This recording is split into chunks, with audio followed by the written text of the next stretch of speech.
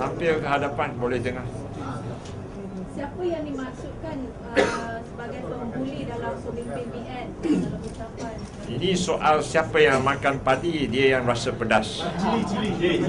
Cili. Cili padi. Dia yang rasa pedas.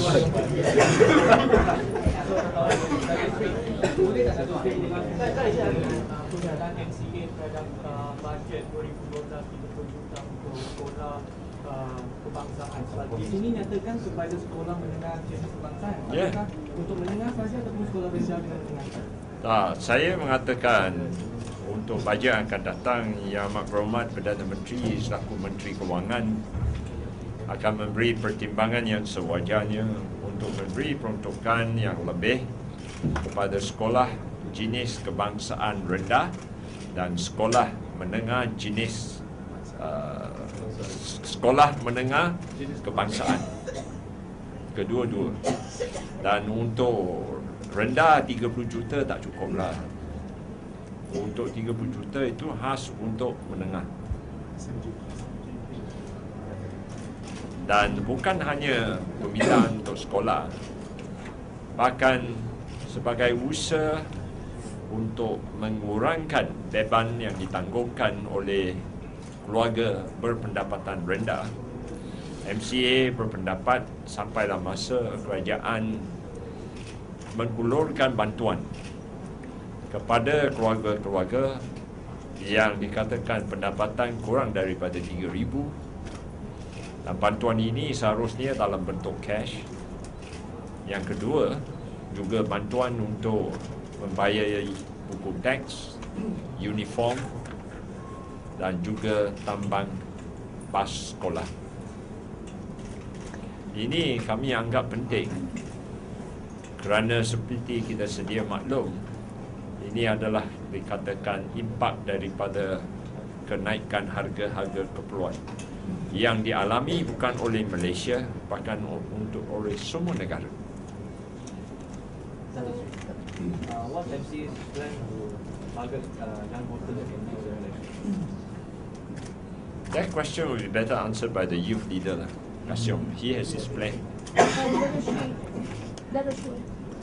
In your speech, you spoke about a new deal, and then later PM responded on that.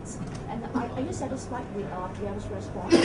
No, we already said in my full speech that you can never get a new deal just by talking like that. We say that we really have to sit down and discuss how to convince the younger generation and all Malaysians that they have a stake in this country's development.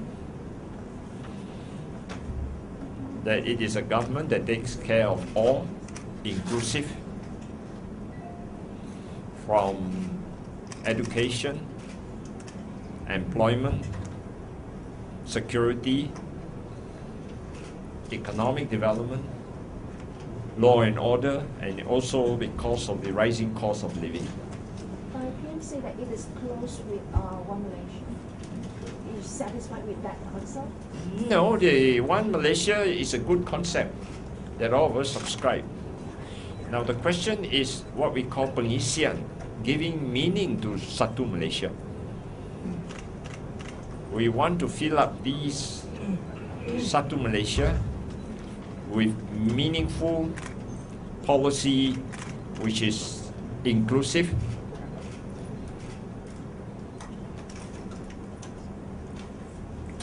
it does not mean that when we talk about the New Deal that we do not support the Satu Malaysia. The Satu Malaysia is also part of the New Deal. Sorry, so this new deal, is it a manifesto or policy? Is there anything concrete or specifics that... The New Deal just now in my speech in Bahasa was all tabulated and it's all there. Because a lot of it is being done by the PM now with the recent reforms and... Oh yes, that's the reason why I say that what the PM has done with the economic transformation program, the government transformation program, And recently, the political transformation program, the government is actually providing Malaysians with a new deal. And we say that, MCA says that this new deal should have the following element. One, as I've said, should be fair, liberal, more democratic, policy be more transparent, and it takes care of everyone who is Malaysian, from education to employment to law, security, the impact of inflation, and that we want a fairer business environment where the emphasis is on meritocracy, transparency, and inclusiveness. Affirmative action should be based on needs and merits, and everybody should be assured that the economic transformation program would benefit all Malaysians, that every Malaysian will have a stake in this country. We felt that we need this because of the divisive policy pursued by Pakatan Rakyat. You can see today that one is talking about hudud, and the other one, DAP, we are not very sure still. If you notice, only Kapal Singh is talking. And hudud can be a very divisive policy in a multiracial society. So I say that the Barisan Nasional should be a government that can unite all races. And this is a time to show that we can unite. And not pursue policy which is very divisive. Because we are a multiracial country. So we must pursue policy that can unite all Malaysians. Not a policy where one party is so insistent on pursuing, that is hudud. And hudud can be a divisive policy among Muslim and non-Muslim. And besides, not all Muslims support hudud.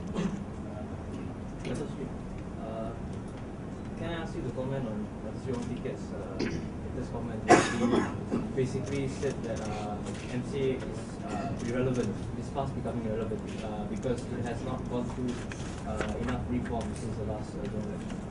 You see, my response is very simple, that Tee Keat is irrelevant to us. He will remain as a footnote in history of MCA. Reason is very simple. He had a chance to lead MCA for 17 months, and that was just after 308.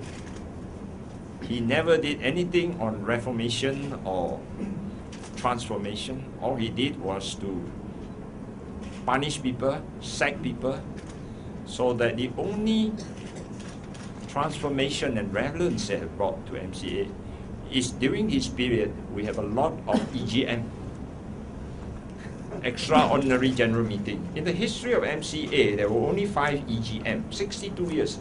But under the great and respected leader Tee Keat, 17 months, we have 2 EGM. And if you regard the one conducted by Liao Tong Lai, it will be 3 EGM. Agree? Yeah. 3 EGM. So that's the type of transformation that Tee Keat is talking about, maybe. But we are in the business of making sure that MCA reach out to all the people. So we are not in the business of conducting EGM. So maybe he's talking about because we don't do EGM, then we are losing our relevance. That's number one. And you have no faith in MCA, why are you so insistent that hook or crook you want to stand as an MCA candidate under the BN banner? If you have any integrity, you have no faith in the party, you should resign. Simple as that. Then you have your integrity. You have no relevance and yet you want to stand under the banner of BN, under the ticket of MCA. So what sort of integrity are you talking about? So that's all that I would answer on Tee Keat. Because I think what I said is already too much. Datuk Seri PM cakap parti komponen BN yang lain harus menyokong calon yang dikemukakan oleh BN dalam PRU akan datang walaupun secara tradisinya kerusi itu bukan milik parti tersebut. Apa pendirian MCA dalam hal ini? Hal soal pengagihan kerusi, MCA bersikap terbuka dan kami berpendapat mana-mana parti komponen Barisan Nasional yang mana peluang untuk menang kerusi itu tinggi, kita akan menyokong. Tetapi bila kita buat kiraan parti itu diagihkan kursi, tetapi kami berpendapat peluang dia nak menang tipis, maka kita akan menuntut sendiri. Tetapi kalau kita berpendapat peluang dia menang tinggi, kita akan menyokong. So Dato' Sri, have you done the survey on Pandan? We have done survey, but survey are meant to be confidential and not shared with everybody. Then the survey has no meaning. In your opening address, you mentioned about freedom to voice out dissent.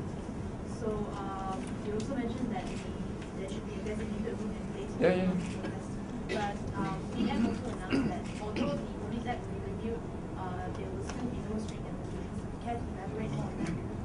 No, we felt that there should be more room for dissent,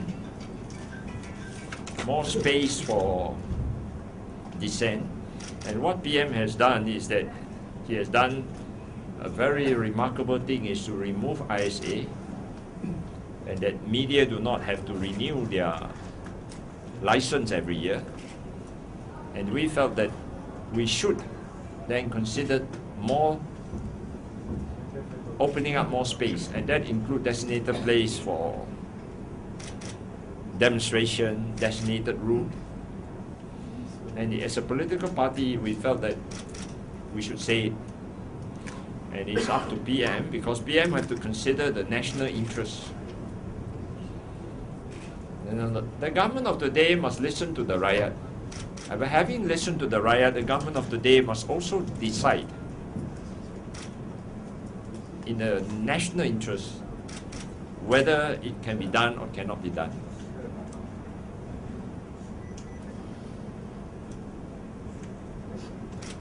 Dato' Sri, do you mind if I ask you that on Twitter, you just say that you are not available?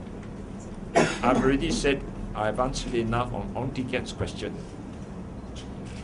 So do you consider yourself a winnable candidate? If you're really... Well, I consider myself a winnable candidate everywhere I go. Yeah, Dato' Sri, yesterday MCA Wanita did not put up resolution on being excluded in official posts.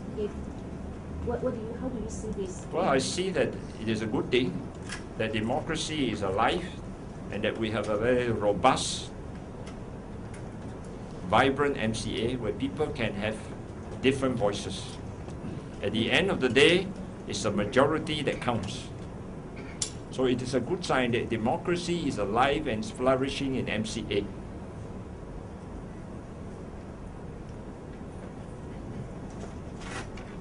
Okay? Terima kasih.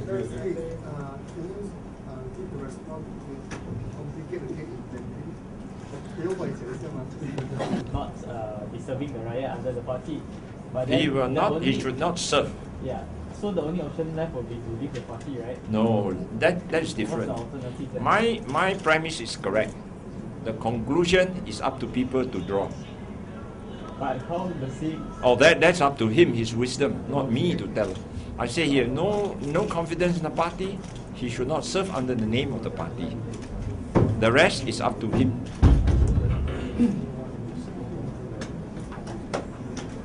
So I make a statement which forms the premise.